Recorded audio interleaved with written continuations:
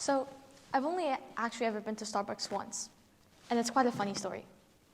So because it was my first time there, I had no idea how the ordering process worked. And couple that with the fact that I was quite an awkward person, and you get an interaction that went a little something like this. Hi, can I get the small lemonade, please? Oh, I'm sorry, you must mean the tall, cool lime. Oh yeah, sorry, yeah, that's right. Okay, that'll be $3.90, thank you. And then the barista asked me this question that I was just not at all prepared for. And can I quickly just get a name for your order, please? Alexa? My name is not Alexa. But Alexa is a lot easier to spell and pronounce than my actual name, which, by the way, isn't Wendy, it's Wen Li. And at that moment, I calculated that it'd be a lot easier for me to just borrow my friend's name than to either one, having to repeat myself, because let's be honest, that interaction had already been awkward enough, or two, later when the drink was done, having to decipher if that similar-ish name they were calling was mine. And this is far from the only time I've lied about my name. I think the worst example of this is last year, when for the whole year of having tennis classes, I never corrected my teacher, who still to this day thinks my name is Henley. And I'm sure a lot of you here are familiar with this type of situation. And I say that because I see it happen way too often. Like, for example, at school, teachers will sometimes mispronounce names off the register. And when they look up and ask, oh, I'm sorry, did I get that right? The student would just give a little nod. And half of you here have preferred names, just to avoid this type of situation entirely. Like, I remember during the first few weeks of school, 2 or 3 of my classmates changed their names right then and then, just because it'd be more convenient. So why do we do this? Why did I become Alexa at Starbucks? Why don't we correct people when they mispronounce our names? And why would we rather give up such a vital part of who we are just for the sake of convenience? Well, I believe it's because we've all been influenced by language. Now, in the fields of linguistics, there is this commonly debated topic known as linguistic relativity. And it's all really complicated, but boiling it down to its simplest form, it just states that language can affect the way we think. Okay, but what does this really mean? Well, you can think of it like newspeak, which is a concept introduced in George Orwell's 1984, where this authoritarian government limits vocabulary in the English language, which then influences the citizens' abilities to think critically. Therefore, the language influences the thoughts. And George Orwell didn't just make this up. There had been studies even in his time, and there have been countless more recent, more conclusive studies that seem to prove that this isn't just fiction. Take, for example, a study conducted in 2001 by Dr. Lera Boroditsky, where she analyzed the relationship between space and time and how our different languages change the way we perceive them. So how she did this was by taking 2 sets of participants, English speakers and Mandarin speakers, and then showing them one of 2 images, either 2 objects side by side, like this, or 2 objects one on top of the other, like this. And then the participants were asked a time-related question, like, for example, does March come before April? Now, if we think about it, in English, we have this sort of horizontal metaphor for time. You can push a meeting forwards or back. And the same is true in Mandarin, just vertically. For example, last time directly translates to uptime, and next time directly translates to downtime. And the cool thing is that Boroditsky found that participants answered the questions significantly faster when the previous image they had seen correlated with their respective languages' time metaphors. And this seems like pretty solid evidence that linguistic relativity does exist, at least to some extent.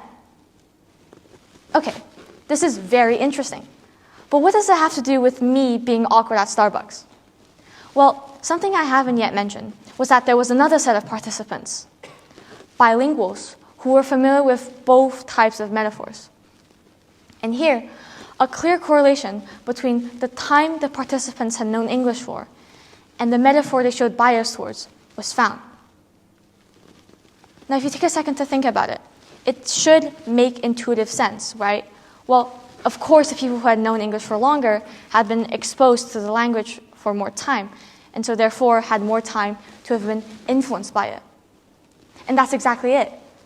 This study proves that learning a new language can influence the way you think and reshape the way you perceive all aspects of life, not just some silly time metaphor. And this is especially relevant when it comes to the way we perceive our own senses of self. Immigrants have always had to learn a new language as a tool and as a means to connect. But this same tool has been used by others to draw boundaries and discriminate. Take stereotypical phrasing, for example, where people are surprised that an immigrant is even able to speak decent English. Take ethnic slurs. They don't just appear out of nowhere. The derogatory term chink literally comes from the sound of metal clinking as exploited Chinese workers built their railway to keep America connected. And take linguistic discrimination, which is rooted from early immigrants being unable to learn the language, or just small accent slips or grammar differences that sets the way we speak apart. All this culminates over centuries and becomes engraved in our society, where we can still, to this day, feel its impacts through the words used to describe us, on the news, in the streets, everywhere. I'm sure many of you have experienced something like this. I sure know I have. When I was 3, my family immigrated to Lisbon, and so I was able to pick up Portuguese rather quickly. And I spoke it way more than my mother tongue. And the big reason for why that was because of a pattern that I started noticing. A word that people really like to direct at me or others like me. At school, the other kids would call me this word when I mispronounced something. And sometimes, when speaking Mandarin in the streets with my mom, this word would also be shouted out. Chinaka is a very common slur in Portuguese, and it is directed at Chinese immigrants. This word made me feel like I had to speak a certain way, that I had to speak just like everybody else did to be able to fit in. I didn't want to be a Chinaka, and so I spoke as little Mandarin as possible. At this point, I had no idea what language was truly mine anymore. My entire identity, my entire value, and my entire worth as a person had been reduced to just this one word. These 3 syllables replaced everything special about me and all the other immigrant kids and just grouped us all into one box, based on a distorted and untrue perception of who they think we are. And the worst part is, the people who have said these slurs walk away, not even realizing how big of an impact this one word can have on the way we perceive ourselves. For example, I'd grown to resent my native language, and I tried to push it away.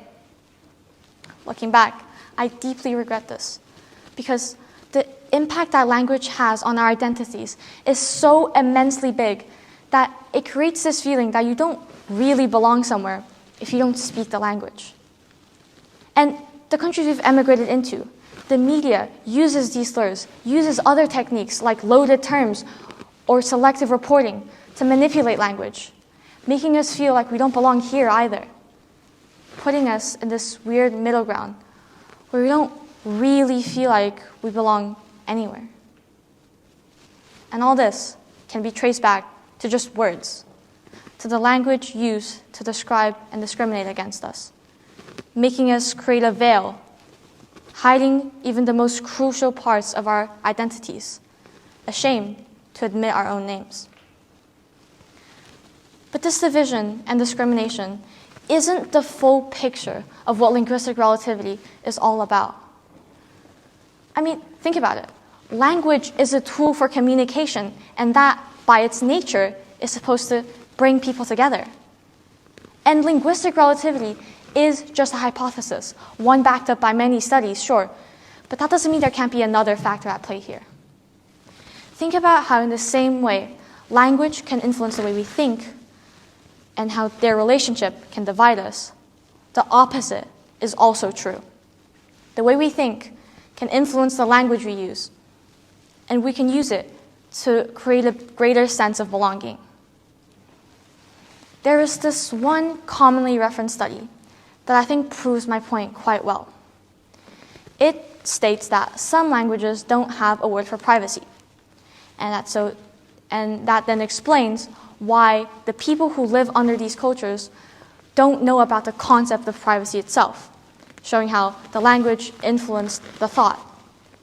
Now, this study is often pointed towards to show the 1984-ness of linguistic relativity and how it can be used to censor people. But to me, it seems to have drawn the wrong conclusion. Think about it. Wouldn't it make more sense that these languages didn't have a word for privacy because there was no concept of it in the first place?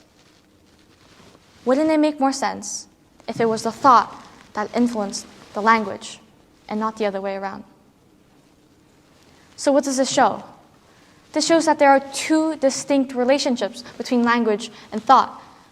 Language can not only affect the way we think, but it can also reflect it. And this can create a sort of negative spiral and explains why we can still feel the same linguistic discrimination rooted centuries ago.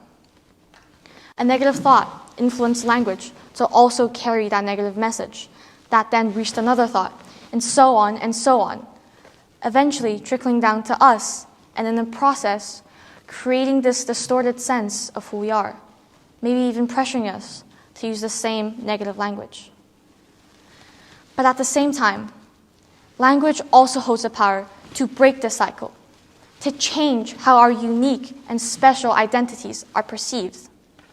And as silly and as insignificant and as cliche as it may sound, the truth is that by just embracing your name, your accent, the way you speak that is truly yours, you can take a real, tangible step in redefining what people consider normal and flip the spiral around.